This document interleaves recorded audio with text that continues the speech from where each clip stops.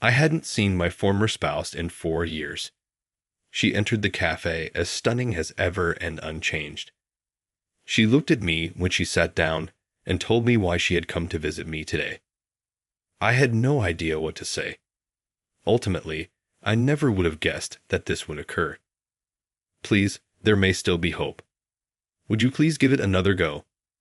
Her statements, implying that we still could have time, struck a profound chord with me. Really, could we make it in time? I was unsure if it would be effective to try again. But I'd always felt bad about leaving my ex-wife because I couldn't relate to her emotions. If I pushed her away right now, I knew I would regret it. All right, let's try it out together. And so, for the two of us, the clock began to run again. Kevin is my name. I'm 28 years old. Since completing my degree, I have been employed in a securities firm. University. This is a high-level finance position. At first, the strain was so intense that I believed concerning giving up repeatedly. But I couldn't stop doubting myself and wondered if this was all I was capable of. Much and inexplicably continued. I've now reached the status of ace in the company at the age of 28. After I had progressed thus far, my goals for my career keep expanding. I desire to raise my game even more and achieve elevated. I wanted to show everyone that I'm more capable than they realize. Even if I was not at work, I started to consider it. My time with Hannah, the woman I married at the age of 26, was progressively dwindling. Hannah, a stay-at-home mom, did all of the housework flawlessly, offering well-balanced dinners. She made a fantastic wife. We have been friends for over 20 years, dating back to our early school years. Her dad worked as a generous person in my life.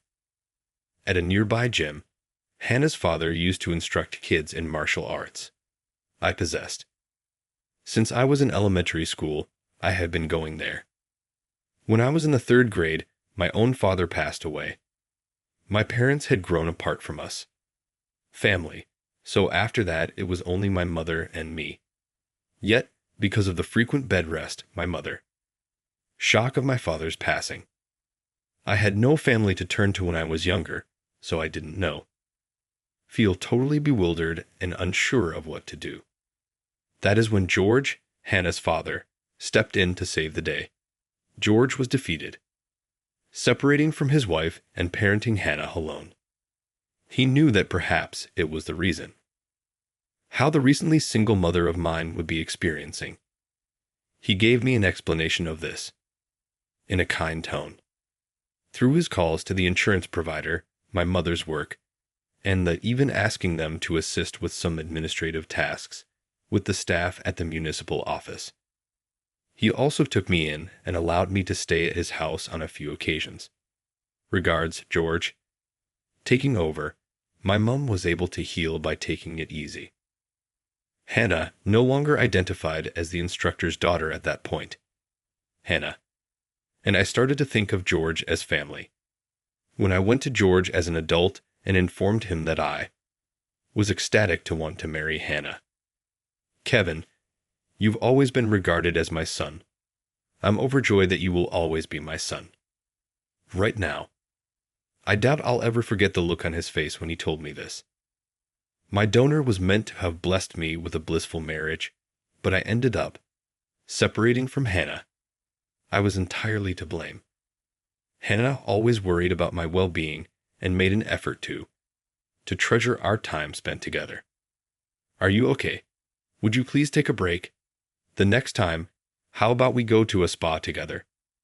Let's unwind, she would remark. When we first got married, I believed that we were kind childhood friends, but I eventually discovered Hannah's concern for me irritates me. I had such a strong desire to be successful at work that I was assuming too much from her generosity. Stop talking. You could not comprehend. For me, this is a critical moment. Please don't disturb me. I reiterated.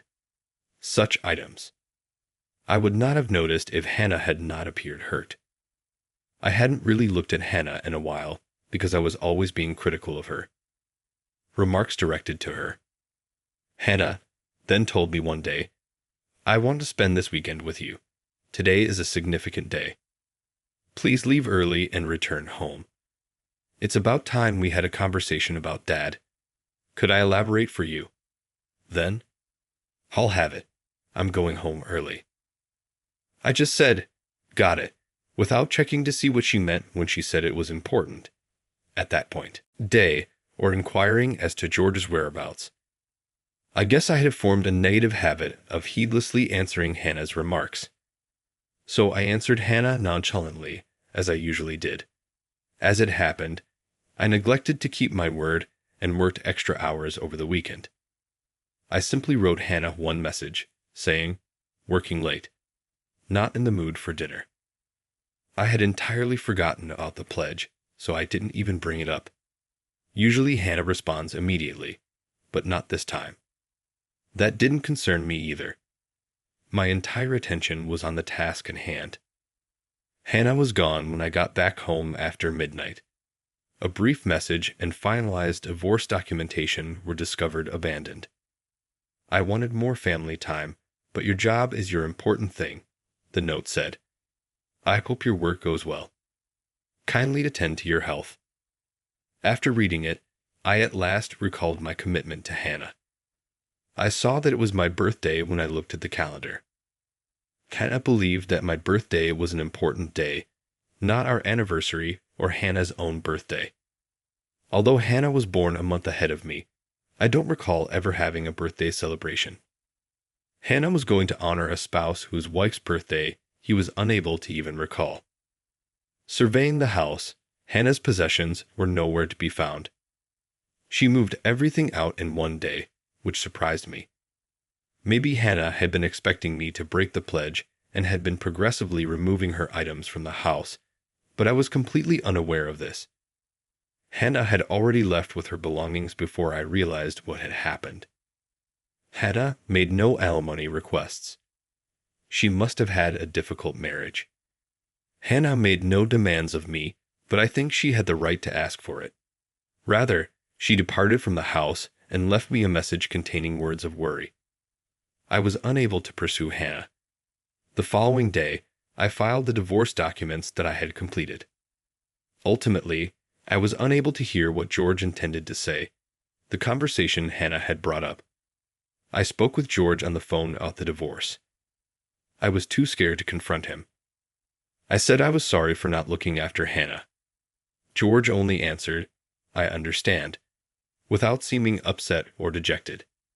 We didn't talk again after the call ended. I instantly lost both my donor and my wife as a result of my self-centered acts. I was in pieces following the divorce. I lost all motivation, began to skip work, and ultimately quit. Since work had taken up all of my life, I was left with nothing. I made a few attempts to find employment, but I never lasted very long since I would often miss work. I'm currently barely scraping by on day labor. This is how I've been living for the past 4 years. It's my 32nd birthday. I'm waiting for Hannah at a coffee shop right now. A few days ago, Hannah gave me a call. She said, "There's someone I want you to meet." I understand that you are wondering, what is she saying, the one who handed over the divorce papers? But no, the divorce is entirely my fault. "Hannah, you did nothing wrong," I replied. "That is untrue, Mill. Could we just get together once?" "I really want you to meet this person," she said. "Do you want me to meet someone I'm acquainted with?" You know him, but also you don't. Despite not knowing what she meant, I went to meet him. I've always wanted to give Hannah my sincere apologies. This could be my last opportunity. The coffee shop's antique entrance chime tolled. Hannah and her father, George, were there as I turned to face the entryway. I waved a little to Hannah, and she approached. George was the person Mom wished for me to meet. As she mentioned, you know them, but also you don't. I was interested to discover what kind of person he would be. Hannah continued to have an exquisite appearance. It was a far cry from how exhausted I've grown over the last 4 years.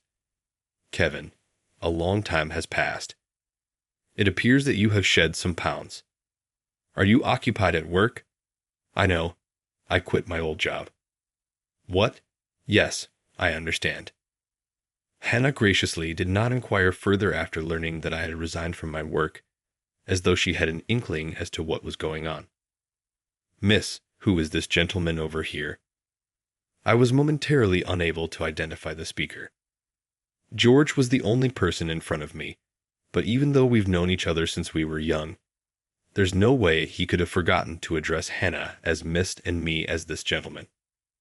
He's not the type to purposefully say things in the incorrect way in public. That's why I couldn't figure it out. My dad, you see, he has dementia, Hannah remarked as she looked down, her eyes saddening. Dementia. About course, I had heard about it before, but I didn't really get it until then. However, I sensed that George was not quite right. His smile never left his face. Although he was constantly happy, he had a respectable demeanor in the past. He simply appears to be a cheerful old man these days, always smiling. In actuality, I had been observing that he was growing increasingly forgetful even prior to the divorce. Gradually, after the divorce, dementia symptoms started to show. Sometimes he doesn't recognize me the way he used to, Hannah said, sighing. Thus, there were indications prior to the divorce. I was unable to contain my dismay at my benefactor's transformation. Why didn't you tell me? I wanted to, but work kept you extremely busy. I had assumed that we could have a casual conversation about it at a birthday party or something. Correct. We didn't have enough time to talk, which was my mistake. I'm sorry you had to move out your stuff bit by bit, didn't you? Yes, I apologize. I was unable to totally rely on you. Piece by piece, I started packing my stuff into a storage container. If you followed through on your promises, I believe I could return home. However, you didn't. After the divorce, I relocated my belongings from the storage container to a studio apartment because you seldom came home early. If only I had fulfilled my word, maybe Hannah, and I would still be a family. I felt horrible for losing something so priceless. I really apologize for those moments. I lost motivation after the divorce and left my job. Work used to seem like everything to me. Hannah, I wasn't really listening to you. Now it's all right.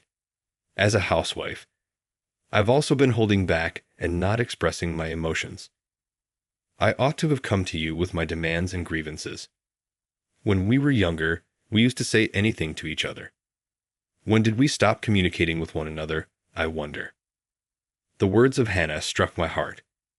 After growing up as friends, we were married to one another. Despite our long-standing friendship, nothing worked out. I shouldn't have taken communication for granted just because we were married and childhood friends. I felt a great deal of guilt and regret. Then there was an abrupt stop. Kevin and Hannah, should we head to the gym? George quickly offered. I've got some candies for you too. I've been smiling softly. Hannah was surprised and quickly told me, You see, Dad, his memory isn't always consistent. He occasionally remembers and occasionally forgets, but recently, he started recalling your name, Kevin, and a lot of our early stories. Because of his dementia, he frequently becomes irate, agrees, and has tantrums when gazing at photo albums. But he's very at ease when he thinks of you, Kevin. Oh, is that why you wanted me to meet him today? Hannah nodded at what I said. My dad's heart is deteriorating. He has made frequent trips to and from the hospital. He'll be admitted to a dementia-focused hospital when a spot opens up, but I won't be able to see him as frequently as I do now. So, why don't you speak with him with me till he checks into the hospital?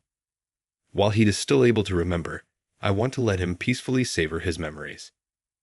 Hannah had proposed suddenly, and I had run out of things to say. However, Hannah requested it, and more significantly, I wanted to do everything in my power to let George, my benefactor, comfortably relive his memories. What about Kevin and Hannah, then? Are you guys going outside to play once more? George remarked, unable to recognize Hannah and me in front of him. You two are always full of energy. However, he exuded happiness as he spoke about our early years. Please, there may still be some time left. I apologize for any inconvenience the divorce may have given you. There's nothing I can do to help him. I want to help my father now because of this. What exactly should I do? I inquired. Why don't we get together again and have this kind of tea? We might occasionally visit the gym. Dad might be pleased if we take him to elementary school because he frequently mentions that he needs to pick up Hannah and Kevin. We really weren't a nice married couple, but as children, we were closer to one another. When the three of us were spending time together, I wanted to bring those moments back. If we do that, I believe Dad will remember more. I want him to cherish his experiences. Hannah sounded quite earnest. Would I be able to pull it off? I didn't love Hannah enough. I really am a loser. I sincerely hope that I won't tarnish George's memory.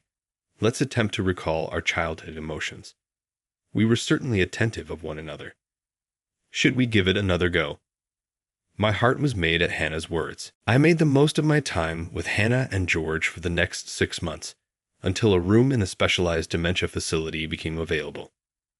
George would sometimes lose his temper or become delirious, but he would always remain calm when we would open the picture album or when Hannah and I would go to the locations from our recollections. Though it didn't really matter, there were moments when he appeared to recognize us and moments when he didn't. It was sufficient for George to be able to savor his memories.